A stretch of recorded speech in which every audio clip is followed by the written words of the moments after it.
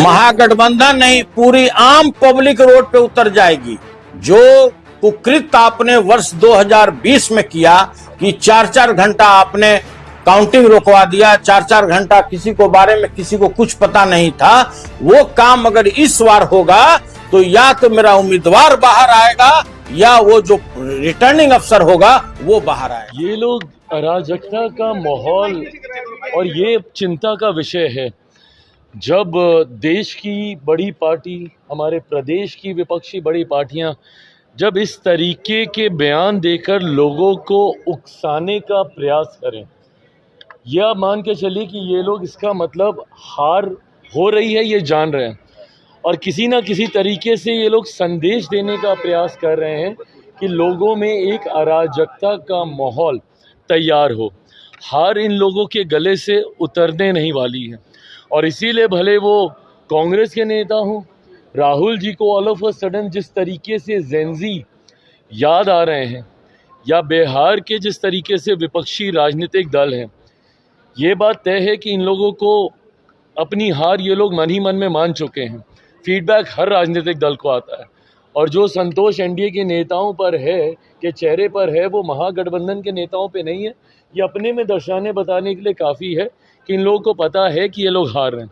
अब किस तरीके से कल काउंटिंग के दौरान एक अराजकता का माहौल उत्पन्न किया जाए, उसमें किस तरीके से बाधा दी जाए, ये लोग इस तरीके की बयानबाजी कर ऐसा माहौल बनाने का प्रयास कर रहे हैं। पर मेरा विश्वास बिहारियों पर है। बिहारियों ने हमेशा संयम से काम लिया है और उन्होंने हमेशा सही का चुनाव किया है। मैं मानता हूँ कि 90 का जंगल राज कतई कोई वापस नहीं चाहेगा कि किसी भी कीमत पर लौटे और इसीलिए ना सिर्फ एग्जिट पोल के कारण मैं ये बयानबाजी कर रहा हूँ, बल्कि हम सबकी मेहनत पर मुझे विश्वास है। जो एनडीए के नेताओं ने मेहनत हम लोगों ने की है और जो रुझान हम लोग को ज़मीन से मिले हैं, हम लोग एक बड़ी मार्जिन के साथ हम लोग सरकार बनाने जा रहे हैं। 150 का आंकड़ा हम लोग पार करेंगे, ये मेरा विश्वास है।